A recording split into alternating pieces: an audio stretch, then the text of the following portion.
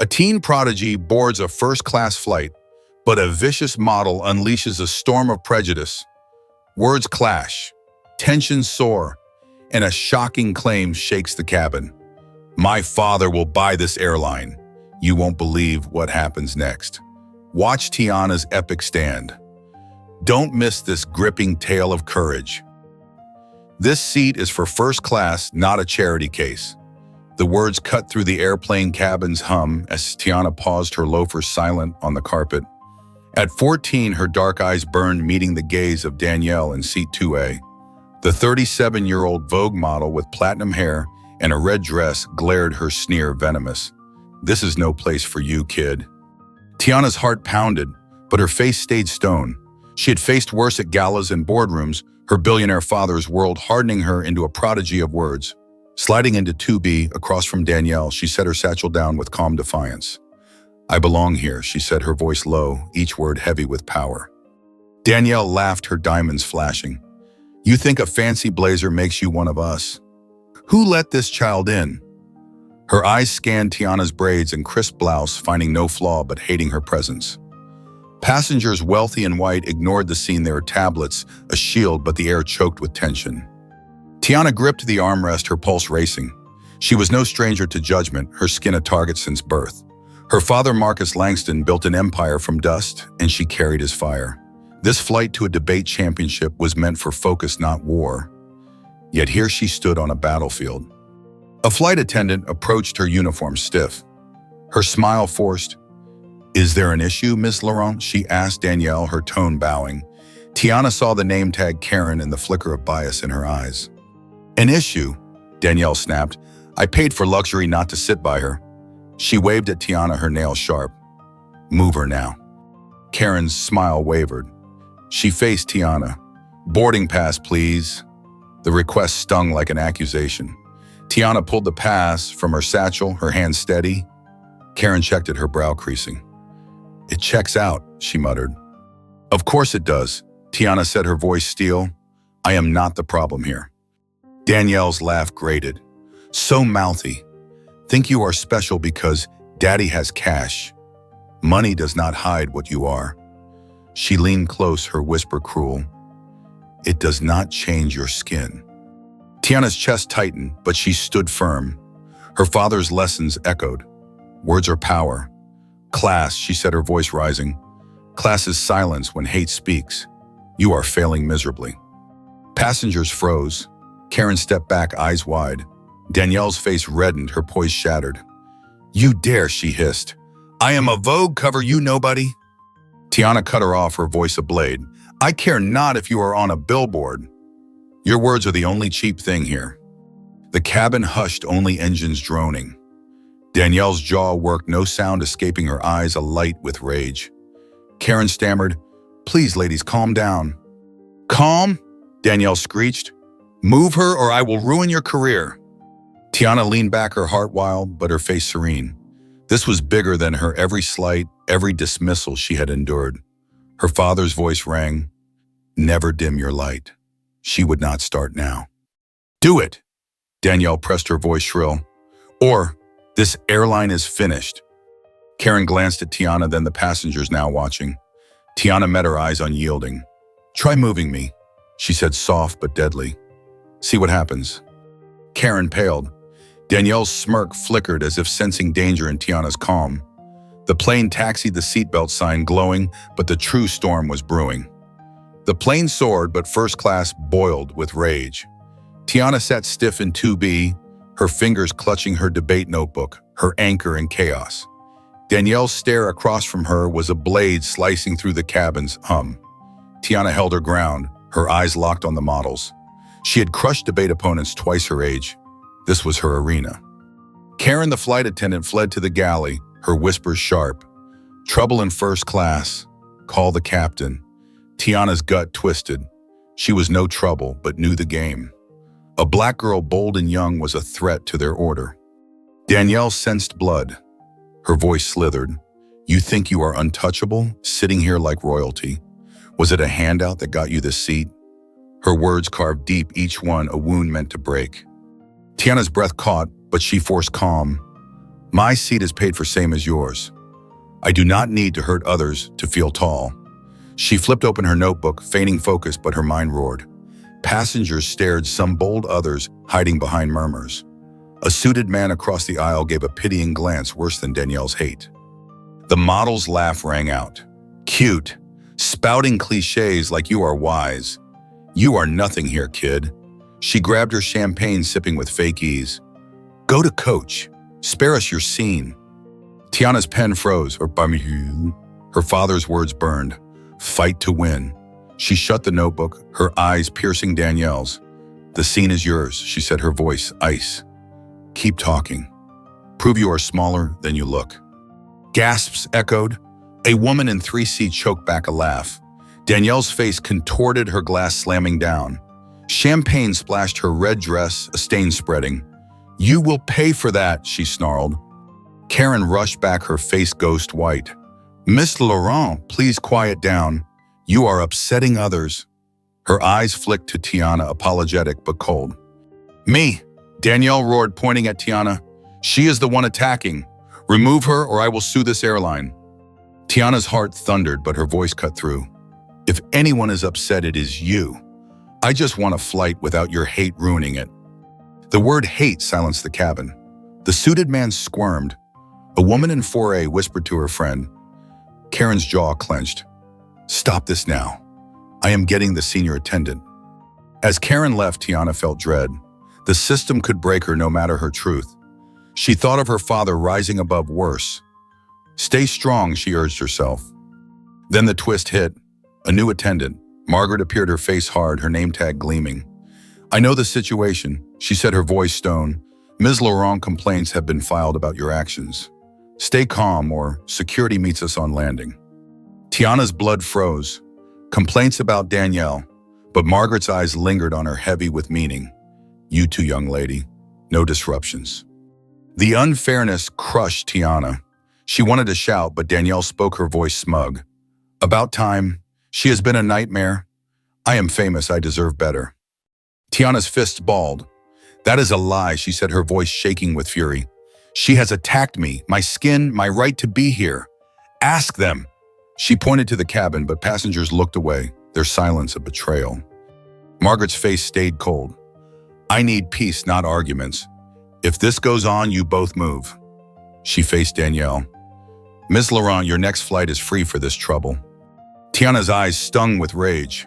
Free for Danielle. She wanted to scream, but held back, her debate skills kicking in. Fine, she said, her voice deadly. But you will regret crossing me. Margaret's brow lifted, but she left. Danielle leaned back, grinning.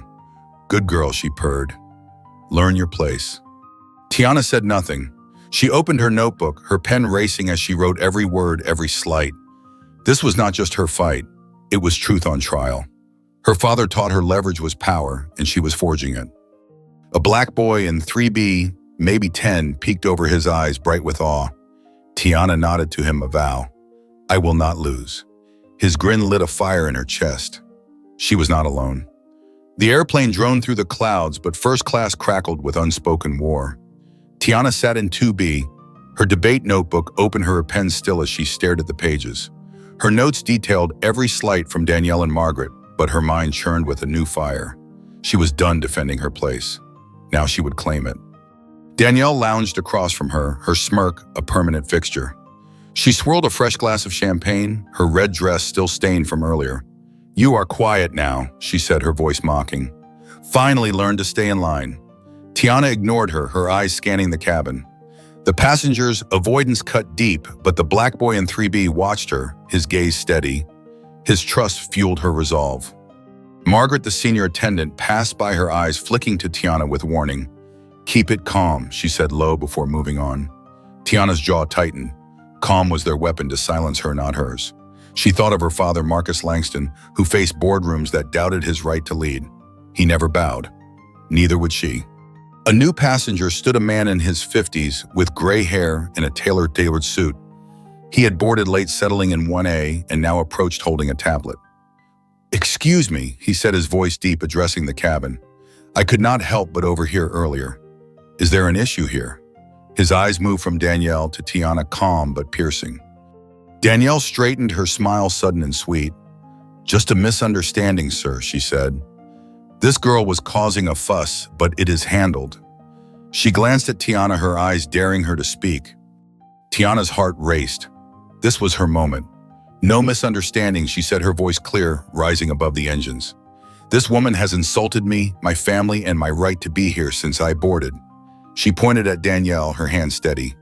"And the crew has done nothing but protect her." The man raised an eyebrow, his face unreadable. He turned to Danielle. "Is that true?" His tone was neutral, but carried weight like a judge awaiting a verdict. Danielle laughed, her voice shrill. "She is exaggerating. I am a public figure. I expect respect, not accusations from a child." She leaned forward, her eyes narrowing. "She does not belong in first class." The man's gaze shifted to Tiana. "And you? What is your name?" His voice softened but held authority. "Tiana Langston," she said, her chin high. "I am heading to a national debate championship. My ticket is valid. My place is earned." She paused, her eyes locking with his. "But some people think my skin says otherwise." The cabin hushed. The man nodded slow, his expression shifting to something like respect. "I see," he said. He faced Danielle. "I am Robert Klein, CEO of Klein Enterprises. I own a stake in this airline. I do not tolerate discrimination on my flights." Danielle's face paled, her glass trembling in her hand.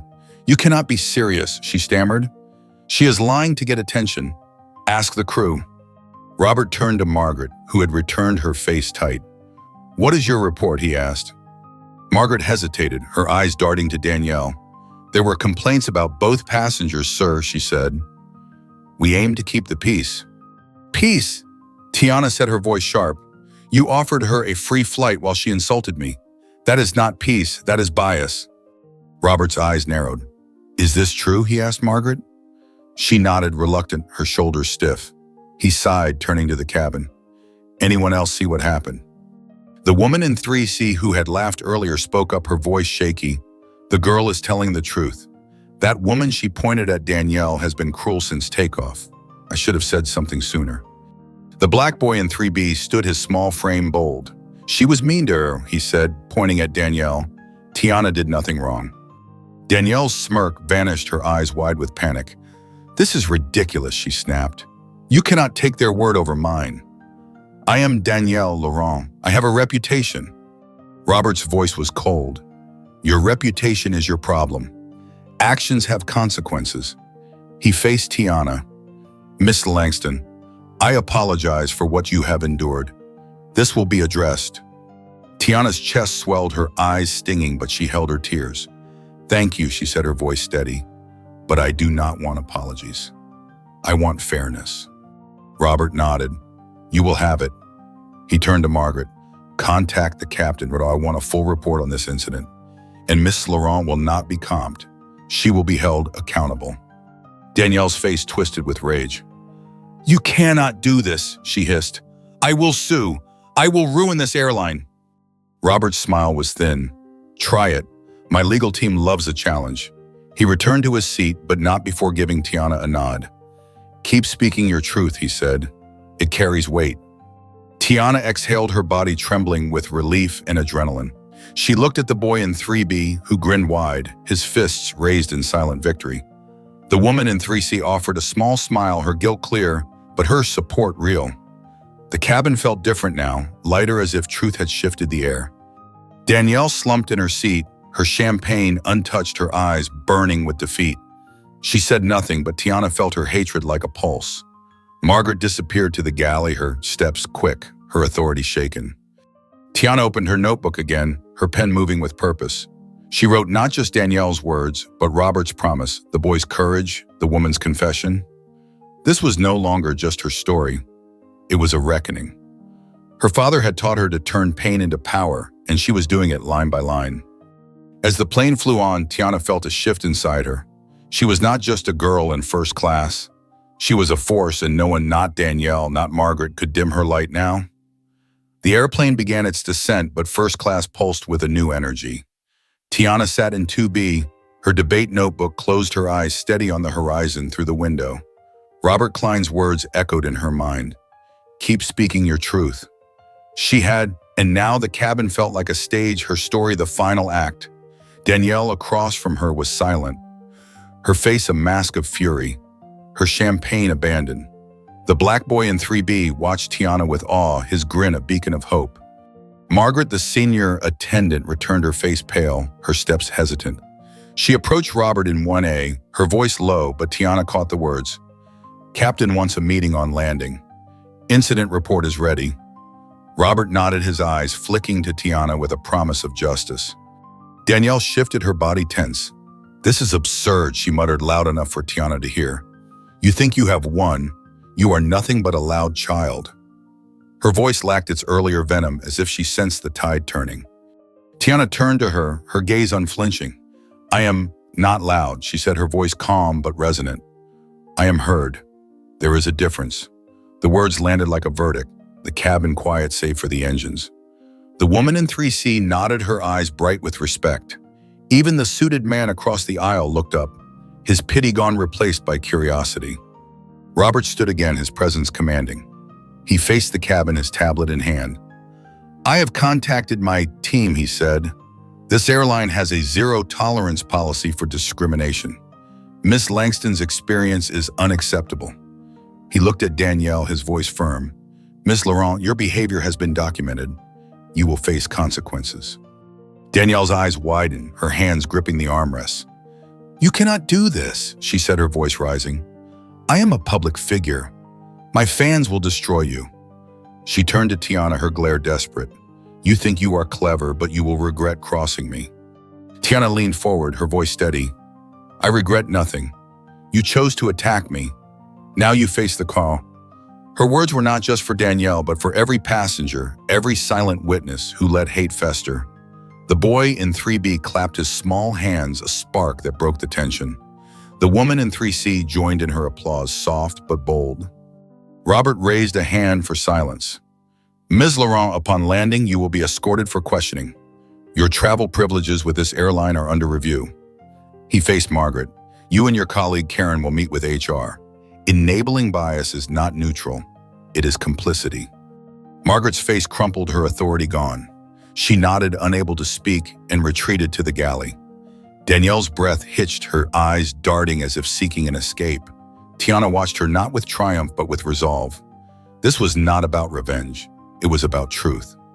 The plane touched down, the wheels screeching on the tarmac. Passengers stirred, but Tiana remained still, her heart pounding with anticipation. As the seatbelt sign dimmed, Robert approached her, his expression warm. Ms. Langston, he said, I would like you to join me in the meeting with the captain. Your voice matters. Tiana nodded, her chest tight with emotion. Thank you, she said. I will be there. She stood, her satchel in hand, her posture tall. The boy in 3B waved as he passed his mother, whispering. She was so brave. Tiana smiled, her first true smile of the flight. As passengers disembarked, two security officers boarded, their uniforms crisp. They approached Danielle, who stood, her face pale. Ms. Laurent, they said, come with us. She hesitated, her eyes flashing with defiance, but the officer's stares were unyielding. She grabbed her bag and followed, her head low, her red dress a faded symbol of her arrogance. Tiana walked behind them, her steps steady. In the terminal, Robert led her to a private room where the captain, a stern woman named Captain Ellis, waited with airline officials. Tiana recounted every detail, her voice clear, her notes in hand. Danielle's insults, Margaret's bias, Karen's hesitation. The officials listened, their faces grim. Robert added his observations, praising Tiana's composure. Captain Ellis spoke, her voice firm. Miss Langston, we apologize. This should never have happened. We are launching an investigation. Ms. Laurent will be banned from our flights. The crew members will face retraining or termination. Tiana nodded, her eyes steady. I want more than apologies, she said. I want change. Policies that protect everyone, not just the loudest voices. She thought of the boy in 3B, of her father, of every person judged before they could speak. Robert smiled. You have my word. I am pushing for a diversity board to oversee our operations. I would like your input if you are willing. Tiana's breath caught. Me, she said. I am only 14. You are a leader, Robert said. Age does not limit impact. The meeting ended with handshakes and promises. As Tiana left the room, her phone buzzed. Her father's name lit the screen. She answered, her voice trembling. "Dad, I did it." I stood up. Marcus Langston's laugh was warm. "I heard Robert Klein called me. He wants to meet us both. Says you are a force." Tiana grinned, tears spilling. "And about that airline," she said, her voice playful. "Can we really buy it?" Her father chuckled. "Let us start with changing it first, but never say never." Outside the terminal, Tiana saw Danielle in the distance, surrounded by reporters, her face pale as cameras flashed. A headline later that day read, "Vogue model faces backlash for in-flight." Racism. Tiana's name trended online and her story shared by thousands. She boarded her next flight to the debate championship, her heart light, her notebook filled with new words. In the air, she wrote her speech not just for the competition, but for the world. "My father taught me that truth is power," she began. "Today I learned it is also freedom." She thought of the boy's grin, Robert's promise, her father's pride. She was not just Tiana Langston. She was a voice, and no one would silence her again. Tiana's fiery words turned a flight into a battleground, exposing prejudice and claiming victory with unshakable strength. Thank you for joining her journey. If this story moved you, hit like, subscribe, and comment below. Tell us how you'd stand up to injustice. Stay tuned for more powerful tales.